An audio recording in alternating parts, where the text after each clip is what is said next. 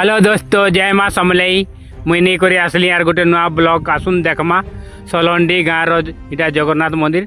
आसुन beautiful मंदिर टे देखम, देखुन ब्यूटीफुल अच्छे मंदिर, बहुत बढ़िया अच्छे। देखुन चारियाड़ गली मनकर सीन मन देखे दूचे। इटा गोटे गली देखुन, इटा गोटे गली मंदिर साइड थी आर इे गोटे गली अच्छे मंदिर रही साइड रे देखुन। आर एंता अच्छे देखुन, इटा बहुत बढ़िया अच्छे दोस्तों मंदिर। इटा भी देखुन सलहंडी गाँव जगन्नाथ मंदिर बहुत भल अच्छे।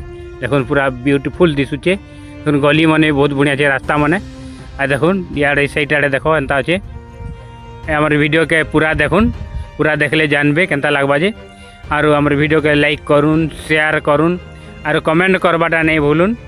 ए वीडियो के देखुन आर छोट के रेट रो बोली करी वीडियो के ढेगली दूचन के सपोर्ट करुन भाई माने, सपोर्ट करुन टिके।